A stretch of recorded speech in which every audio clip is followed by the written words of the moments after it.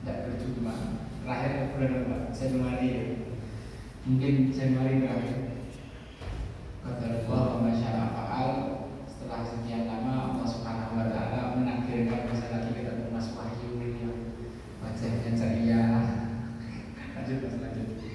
Kemudian yang kedua, salawat dan salam kita aturkan pada Nabi Muhammad sallallahu alaihi wasallam yang memberikan kita hidayah menuju jalan Islam yang ini. Perkenankan saya Bapak-bapak sekalian meminta waktunya sedikit. Kata Pak Sukamto pun kuliah 70 menit. Kul masih tuh ngomong masak karepmu atau kuliah 7 menit nanti Allah akan jawab. Saya mau sedikit berbagi saja, ini kan sebentar lagi tanggal 12 Rabiul Awal. Tanggal 12 Rabiul Awal tentu itu adalah hari yang sangat penting dalam sejarah Islam, yaitu hari lahirnya Nabi Muhammad sallallahu alaihi wasallam. Jamaah dirahmati Allah, dalam syahadat yang kita ucapkan asyhadu anna Muhammadar Rasulullah, itu salah satu tuntutannya adalah kita mencintai Nabi Muhammad sallallahu alaihi wasallam. Karena memang seperti inilah yang diajarkan Rasulullah pada para sahabatnya, seperti inilah yang diajarkan sahabat Rasulullah kepada sahabat-sahabat yang lain. Saya mau sedikit cerita tentang peristiwa hijrahnya Nabi. Saya pikir titik tekannya di sini yang dilihat oleh jamaah adalah poin bagaimana para sahabat itu sangat mencintai Nabi Muhammad sallallahu alaihi wasallam. Sebutlah tahun ke-11 dari diutusnya Nabi sebagai Rasul, terjadi peristiwa yang sangat penting namanya Bai'at Aqabah 1, cikal bakal. Kemudian tahun berikutnya terjadi Bai'ah Aqabah 2. Mohon maaf, tahun 11 datanglah 6 orang anak muda dari Yasrib yang kemudian mereka itu siap menerima dakwahnya Nabi. Tahun 12 terjadilah Bai'ah Aqabah 1. Setelah selesai bai'at itu, Rasulullah mengirimkan sahabat Mus'ab bin Umair dan Ummi Maktum untuk berdakwah di Madinah. Hanya dalam waktu 1 tahun, seluruh penduduk Madinah sudah masuk Islam, semuanya mencintai Nabi, semuanya mencintai dan mengharapkan kedatangan Nabi sesegera mungkin. Tahun ke-13 terjadi Bai'at Aqabah 2, yaitu ketika 70 orang utusan tokoh-tokoh Madinah semuanya datang ke Makkah untuk berbaiat kepada Nabi Muhammad SAW, masuk Islam dan siap membela Nabi dengan harta dan jiwanya. Bulan Dzulhijjah tahun 13 itu peristiwa Bai'at Aqabah 2. Lalu 2 bulan setelah itu, bulan Safar, Rasulullah SAW melakukan suatu perjalanan yang sangat agung dalam sejarah Islam, yaitu perjalanan hijrah. Ini adalah titik balik, satu titik di mana Rasulullah SAW yang semula objek sistem yang terus ditindas, lalu berubah menjadi seorang pemimpin negara yang luar biasa, yang negaranya ini kemudian dalam waktu 10 tahun sudah diakui secara internasional. Titik baliknya itu adalah ketika hijrah. Itulah kenapa kalender kita dimulai dengan Hijriah, karena tahun itu adalah tahun di mana Nabi SAW hijrah. Bapak, saya mau tanya, Nabi itu hijrah dari Mekah ke Madinah itu bentuk kepengecutan beliau apa? Kenapa Nabi hijrah? Apakah beliau lari? Namanya orang pengecut, Pak, itu baru dipukuli sebulan dia sudah kabur. Ini 13 tahun bertahan di Makkah. Rasulullah SAW dan para sahabatnya hijrah itu bukan karena mereka penakut. Kalau mereka penakut, harusnya hijrahnya itu sejak disiksa tahun pertama, gitu dong. Atau bulan pertama disiksa, ayo hijrah aja deh daripada kita disiksa. Enggak, Rasulullah SAW bertahan 13 tahun. Setelah dakwahnya itu tidak memungkinkan lagi, mengancam jiwa Nabi, mengancam jiwa para sahabatnya, maka Nabi perlu penyelamatan, dan itu pun setelah diperintahkan oleh Allah Subhanahu wa Ta'ala. Oke, sekarang saya masuk bagian di mana para sahabat Nabi adalah peristiwa yang sangat luar biasa, direncanakan dengan sangat detail dan matang oleh Rasulullah SAW. Abu Bakar As-Siddiq itu jauh-jauh hari sudah dikasih tahu Nabi, kita siap-siap berhijrah. Kaum muslimin sudah dikasih izin sama Allah untuk berhijrah. Kota Madinah sudah siap untuk menampung para muhajirin. Maka para sahabat itu ngumpet hijrah satu persatu setiap malam biar tidak ketahuan dan tidak ketangkap orang Quraisy. Yang hijrahnya terang-terangan cuma dua. Satu Umar bin Khattab, yang kedua Suhaib bin Sinan. Umar bin Khattab itu ketika mau hijrah bawa pedang ke depan Ka'bah, nantang tokoh-tokoh Mekah. Siapa yang pingin maknya kehilangan anak, yang pingin anaknya kehilangan bapak, yang pingin istrinya jadi janda, temui saya di balik bukit, duel satu lawan satu kata Umar. Oh, Umar kayak gitu Pak, hijrah terang-terangan. Yang lain sahabat tak ada Umar. Kalau Suhaib bin Sinan, dia kan orang Romawi, datang ke Mekah itu dia miskin, tapi setelah sekian lama dia kaya. Kemudian ketika dia hijrah ternyata ketahuan. Lalu ketika ketahuan itu dia naik bukit, kemudian mengatakan sama orang-orang yang mau nangkep dia, jumlah kalian 10, anak panah saya 15. Kalian ngerti saya itu pemanah yang tidak pernah meleset, one shot one kill. Itu standarnya standarnya Suhaib bin Sinan. Jadi ini anak panahku belum habis, kalian sudah mati semua. Daripada kalian mati, karena aku tahu kalian cuma butuh duitnya kan, hadiah 100 kota bagi yang menangkap kami kan, udah tak kasih tahu tempat persembunyian harta benda POAB. Setuju? Tapi biarkan aku hijrah. Oke, deal. Masya Allah, dia korbankan semua harta yang sudah dia kumpulkan bertahun-tahun demi cintanya kepada Nabi Muhammad SAW. Abu Bakar lebih gila lagi Pak. Abu Bakar lebih gila lagi. Dengan semua harta terbaiknya dia siapkan 2 unta yang paling baik untuk hijrah. Dia siapkan keluarganya semuanya untuk hijrah. Nah, kapan Nabi hijrah? Nunggu perintah dari Allah Subhanahu wa Ta'ala. Ketika orang Quraisy sudah mulai mencium, loh ini kok orang Muslim kok wis mulai hilang siji, kok kae bulan kok batang irunge wis ora ketok meneh, bulan kok wis ora tau ketok meneh. Iya ini, jangan-jangan orang Muslim sudah pada hijrah. Orang Quraisy segera melakukan rapat darurat, apa yang harus kita lakukan? Ini kalau Muhammad kita biarkan hijrah, maka kita akan terancam. Kenapa terancam? Mekah itu kan di selatan, utaranya ada Madinah, utaranya lagi ada Syam. Sedangkan orang Quraisy itu kalau pulangan ke Yaman ke selatan, dijualnya lagi ke Syam ke utara.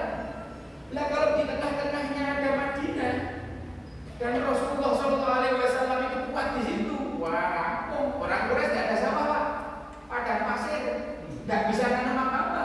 Sumber penghasilannya cuma berdagang. Lah kalau jalur dagangnya dipotong sama Nabi Muhammad bisa bubar mereka, tidak bisa hidup. Nah, akhirnya mereka, kita harus segera rencanakan pembunuhan Nabi. Berarti karapan itu mereka buntu Pak, tidak punya ide. Cara bunuhnya gimana? Datang iblis nyamar jadi orang tua. Ini kirim 1 orang pemuda terbaik dan terkuat dari setiap bani, persenjatai dengan pedang beracun, semuanya nanti malam mukul Nabi Muhammad SAW pakai pedang itu. Jadi nanti kalau Nabi Muhammad itu mati, Bani Hashim tidak akan menuntut semua suku. Mentok-mentok bisa kita bayar dianya. Nah, rencananya gitu. Ketika orang Quraisy sudah mengetok palu, sepakat.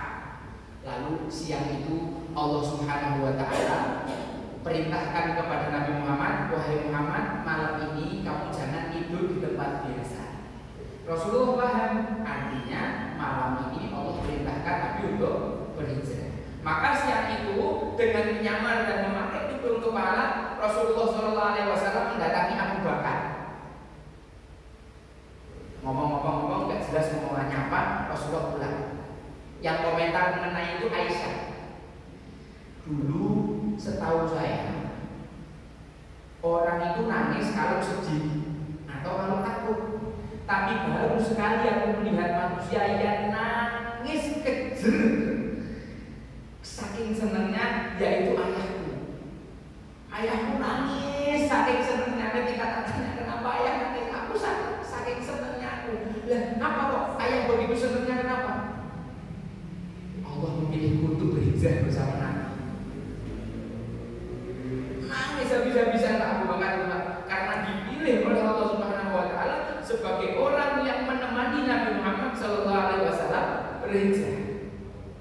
Tanya, "Asuhbatun ya Rasulullah?" "Bala." Langsung nangis Abu Bakar.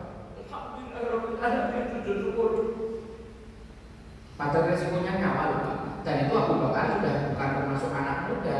Nabi waktu itu umur 53, Abu Bakar berarti 51. Oke, siapkan semua yang terbaik malam ini kita berangkat. Ali radhiyallahu anhu sudah Rasulullah siapkan. Kamu nanti malam gantikan saya di tempat tidur. Kata Ali, siap sami nawal. Pak, menggantikan Rasulullah di tempat tidur itu konsekuensinya apa?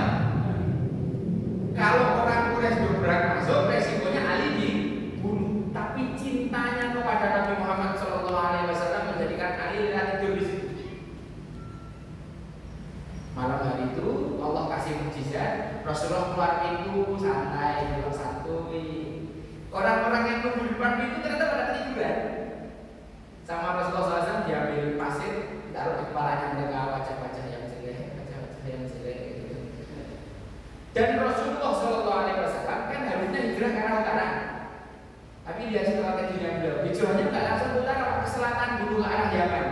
Sehingga begitu orang Quraisy tahu Nabi Muhammad lolos, pagi hari itu begitu mereka buka ternyata itu Ali. Jengkelnya luar biasa mereka. Semua orang Quraisy berbondong-bondong ke arah utara.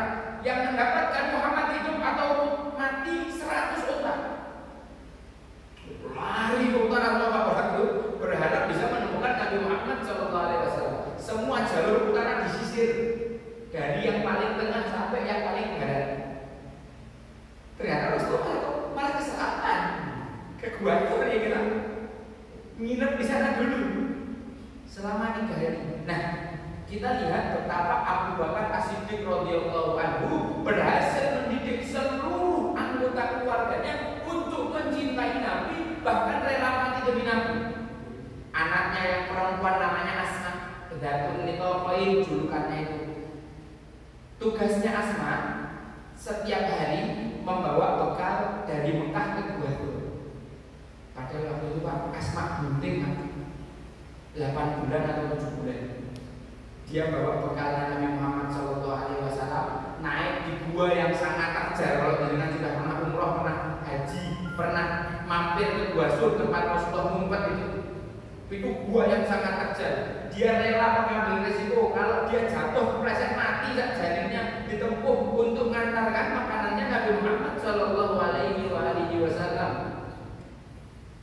Anaknya Abdullah bin Abu Bakar, kamu nunggu di Mekah, amati pergerakan Quraisy apa, nanti malam kamu sama kakakmu di sini laporkan setiap gerakan. Siapa ya? Resikonya mati, siap. Budaknya Pak, anak budaknya juga ikut. Ketika Asma dan Abdullah jalan, maka Amir bin Fuhairah budaknya Abu Bakar ini menggembalakan kambing di belakangnya Asma sama Abdullah supaya apa? Jejak langkahnya itu ketutupan kaki kambing. Jadi orang-orang nggak nyangka kalau ternyata dilewati orang. Budaknya juga siap mati, siap kalau ketahuan aku mati.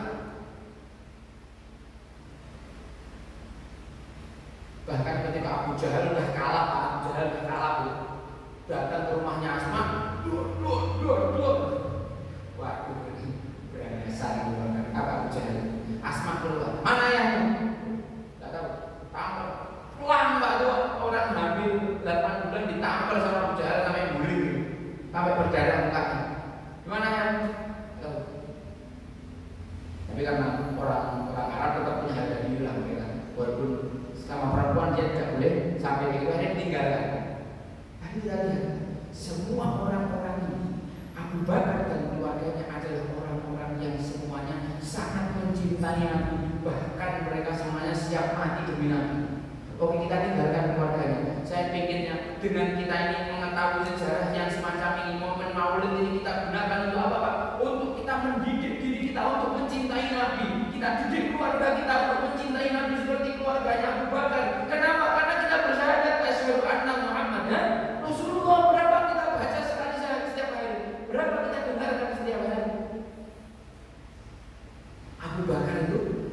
masuk gua tadi Pak ya, ketika masuk gua itu setiap lubang yang ada di gua itu ditutup, bajunya disobek cuma buat tutup itu.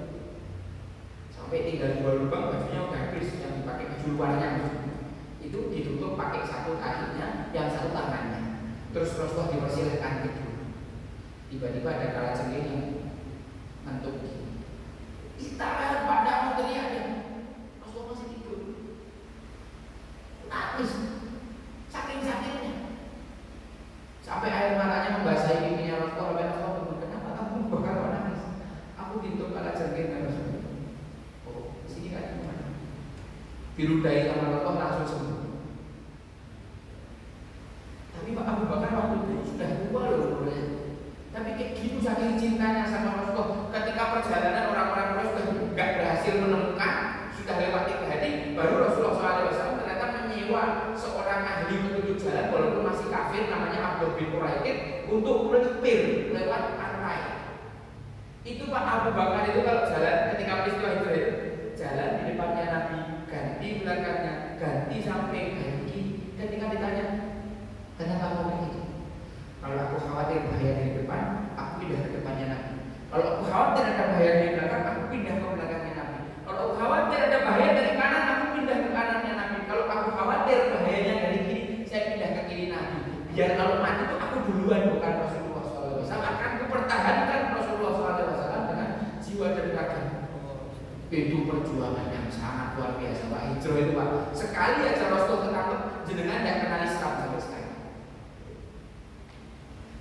Perjuangan ibunya jenengan melahirkan sampai jenengan kayak sekarang aja sangat jenengan hargai. Apalagi di perjuangannya Nabi Muhammad SAW sampai semua panjenengan di sini semuanya merasakan nikmatnya Islam. Mus'ab bin Umair yang dakwah di Madinah mengajarkan sama penduduk Madinah kita harus mencintai Nabi. Mereka semua mencintai Nabi luar biasa. Bahkan ketika Rasul datang semua orang keluar, semua orang nyanyi tola al-badru alaina min zaniyatil wada wa syukru alaina mad'al lillahi dah. Padahal mereka belum pernah ketemu Nabi. Banyak lagi kisah-kisah. Tapi karena aku dibilang cuma 7 menit ya sudah. Padahal sudah 17 menit.